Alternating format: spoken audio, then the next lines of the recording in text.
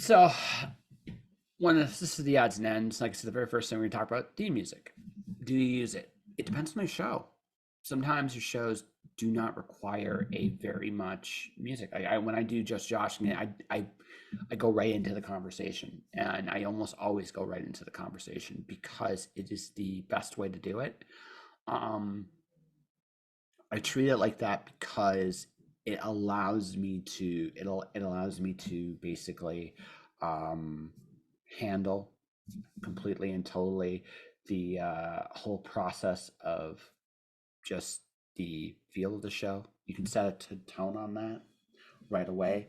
Um, in my show, because it's so bare bones, I kind of wanted to feel bare bones. So if I had a theme music, it would be polished. But there are some shows I think theme music is great. It can get you right into the mood of the show. Sometimes, like I said, with the My Consultant show, I hated the music for it. I didn't wasn't against the idea of the theme music, but I was against what I was given to use. It didn't fit, but again, just making then that one was like a chicken shit salad out of chicken shit kind of moment. Is just like, all right, we'll use it. But that's what we did. That was how we got started. This is what we built, and yeah, it was what it was. Healing Hands uses music all the time. Public domain music, free domain as well. Inside because it fits the tone of the show.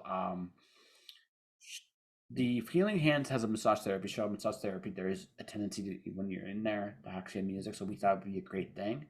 So using music like that in that regard is great. But we buy it; it's fair use. Whereas, let's say something that's copyrighted, nothing longer than 10 seconds. Video can't show any video whatsoever.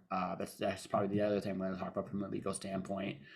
You can show clips for educational purposes and for use, but the moment that your show is making a profit, you have to pay, right? And that's just the rules of copyright, and that's how it's done, and that's what it's used for. So you have to kind of play within those rules and mindsets all the time, and keep that in mind when you're using video. You can use video for educational purposes. You can use video for parody as well. You can use it for the purposes of parody. Um, the Daily Show has done that epically, expertly for decades now. For the purposes of parody, for the purposes of education, you can utilize that kind of those kind of clips. You have to clearly measure that. Outside of that, you probably shouldn't. And live events, sporting events, avoid at all costs. There's a reason on television you will see those things. On the internet, you won't. So be very, very careful. I would avoid it altogether. Or if you are going to use music and music that's for use, that's fine. Public domain, that's fine. But yeah, keep that in mind. So that's some legal stuff that you need to be aware of doing this. Um, do keep in mind that YouTube, Facebook, and Twitch, or anywhere else you put your shows, have their own guidelines. Um, and all of them are different. Some are more free speech friendly than others. Twitter actually isn't terrible at it. Rumble isn't terrible for those things, but they also do tend to attract a very specific kind of audience that may not be the audience you want to market to. The only problem with YouTube and Facebook's guidelines is sometimes you may require they're far more ambiguous than I think they should be right now. So do keep in mind, I actually got in trouble on Facebook because I used the word crackers, and not in a racial tone, just Ritz crackers. It was construed that way. So if you're gonna post stuff like on from platform standpoint, YouTube's not that sensitive, thank God. But like if you are deciding to do stuff on Facebook or Instagram or Twitter, keep your guidelines very much in vogue and in pace. Like even song lyrics, there's a limit what you can use. Keep that one in mind as well. I know this seems like really odd stuff, but again, we're an audio show, and you never know. So do keep that stuff in mind. Uh, Famous quotes, you can do quotes. Be careful going for long form unless it's your book or unless you have permission. When I was doing, there was a point during the pandemic where just Josh and I was reading. I was reading either my work or a classic literature piece like Alice in Wonderland. Uh, you can do, again, be careful when you use other people's work, especially if there's money involved. Uh, when there's money involved, there's rights. When it's free, you can get away with it to some degree. And if you got the, or if you have the author's permission, for example, or you have the artist's permission, that's different too. Like once you, if you have their permission, obviously go nuts, do what you're allowed to do. I mentioned this is, again, this is because I'm wrapping this all up. Some things are just coming to me as I go here. Giveaways. A good way to both build your audience and build your sponsorships. Giveaways. I used to give away books on my stream on a regular basis. I actually used to even take pictures of me giving my prizes out to people to do it. Raffles, giveaways. What if I were to do it now? What I would be looking at is I'd be contacting people like Angela Ackerman, for example, because my audience is writers, and see if I can get myself like this thesaurus or that she does. It's one of the most useful like tools as a writer you'll ever come across. And the emotional thesaurus, I could almost like put this on here, but she doesn't sponsor this podcast, so I'm not going to do that. But the idea is sound right. I would give it away. I'd go door to door. I'd take a picture. I post it on my Instas, all my winners, if at all possible. All that stuff helps. Like this is a little thing you can do that can kind of point this stuff out. So I bring this up because this is something that kind of it needs to be done, and something that can definitely bring some stuff out there. So make sure, like giveaways are a great way to do it. Newsletter swaps is another great way of doing it. They're not that, it's not that different, dissimilar from a giveaway concept. So definitely do that. I'll be and also I should point out for the last little bit, both in the, I'm not sure where I'm going to put this piece, odds and ends of revenues. I haven't sure where this is going to fit just yet, but I use something called Podcorn, which I write proposed, which will actually give you the places that are actually looking to actively find places to advertise their podcasts. I have budgets. You can make a proposal, you can make an offer. They can come in, they say, hey, sure, this is a good fit for you. Like I said previously, make sure your advertisers kind of fit your show. Don't just advertise anything, because there's some natural crossovers, there's some unnatural crossovers. So keep that in mind. But yeah, don't underestimate a good giveaway. Just doing this real quick here. So Apple was a pain in the ass. So I had to do this very, very thing. So now you're kind of seeing what I'm doing here. So the big key to actually sharing your podcast is your RSS feed. So from your RSS feed, you copy it, right? Once it's copied, you can go to any dashboard you'd like, right?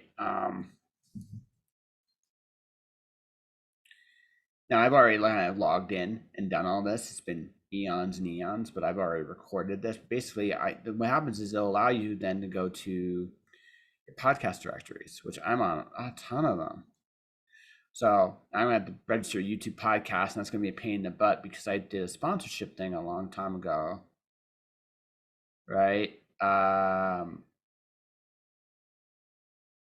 as you can see, I'm also on Google Podcasts, and to do it, see, add by RSS feed. So you click on that, and then what you do is you put your thing in there, and then you subscribe. But this is also how you register, right? It's also how you register it. Like you add by there's an add by RSS feed option on each and every directory. Once you do that, you can actually just put it in, and it will actually go through a process. And then usually it just signs right up, no problems. Sometimes there are problems, but they're very, very tiny ones. Like actually, I would show you go through the YouTube guide, but I'm gonna have to actually disown myself from something I do use to get sponsorships, which I suppose will be the last thing we talk about. Sponsorships is a good way to make money. And when I talked about building an audience, I also talked about sponsorships. And sponsorships are your product's your audience. The thing you got to understand about this is your product is your audience, and you got to kind of find and do your thing. And I've learned that you have to be very, very, very bold with this kind of stuff, and you have to kind of make it happen. So there are lots of sponsors for different sizes of your show. The general rule of thumb, I charge for my show on average. Each show, depending on like because of longevity as well, um, they get I charge about 125 bucks a sponsorship, unless you're really passive aggressive, then I charge more. For the audio, if you want a full package, a full advertising campaign, that's obviously something different.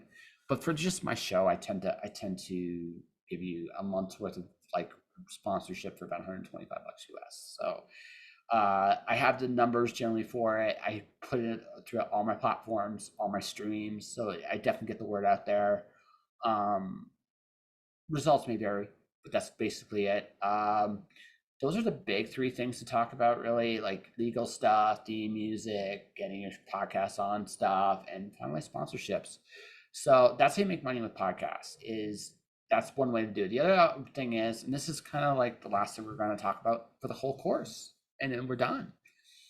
And that's this: your podcast it can open incredible doors for you.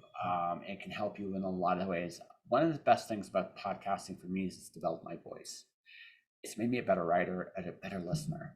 Um, I've had the fortune through all the years I've done this show just to meet incredible people on and on. And some of them have changed my life for the better. And even if I didn't make a dime doing the show, it's the one thing I truly am grateful that the show has given me is I've had the opportunity. I got to talk to Marissa Mayer about, her siblings, because siblings are a big part of her romance, little rom-com books.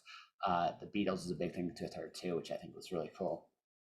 Spider Robinson has talked to me about his wife and Robert Heinlein and his dinner at the White House. And I think that's such a cool story. I've had Dwayne Clayton come out on the show talking about his PTSD. I've talked glitter with at the time 15-year-old Sophia Evangelina because she liked glitter, and this is just a fun little conversation. And I've had the joy and the wonder and the development of my confidence through this show, just meeting and talking to people who have dreams like I have dreams. I think that's the greatest thing about doing a podcast like mine is you realize how many people are like you out there, and I think it's a wonderful thing. And I think that more than anything else is probably what I got. But if you struggle with your voice, do a podcast. Get yourself out there. Put yourself in the comfort of just talking. You'll find that if you do that, people will care. People genuinely will care about you, and it's great and it's wonderful. And yeah, so folks, that's it. There's like if doing this entire course, I hope I've covered everything you need to think about: advertising, sponsorships, all that stuff, all there. Like the last ones are short because I want to make sure you are as well prepared to creating the best show you can. But I'm hoping I've also given you a guide of where to go find some of the people you're looking for and what you need to think about. And that will do it, ladies and gentlemen. Thank you for watching. Thank you for listening. Stay inspired. The last on then. So I have always done I've gotten to the point where I have the same sign off, the same boilerplate, for lack of a better term. And it's a fun story to actually close with, and I think that's the way we're going to close this. I used to work at Pure Liquor, and there was this woman there. Her name was Galia, and Galia would always joke with me, "Josh, shush," and the way she said it always made me laugh. Just it reminded me of home, and I'd say that in like the greatest way. So one day I go to her, "Hey, listen, I'm doing a podcast. Do you mind if I record? Josh, shush." So I get to episode 152, 53, something like that. I remember that, and one of my regular listeners actually, because I took it out. I was like, you know what? This I need to change it up. I was so wrong. I was never more wrong. I immediately need to change it. What the hell are you doing? I literally got an email. What the hell are you doing? Keep that in. Josh Shush is hilarious. The things you do regularly, how you open the show, how you sign off with the show, people become accustomed to these things. So, however you do it, have fun with it. Like my show's just joshing. I mean, I don't take myself that seriously most of the time. Yeah, most of the time. So keep that in mind, folks. All right, now let's do this properly. For everybody watching, everybody listening, thank you for watching. Thank you for listening. Thank you for listening to me taking my word on how to actually do this. Stay inspired. Keep shining in the dark. I'll see you guys next time. Josh. Shush.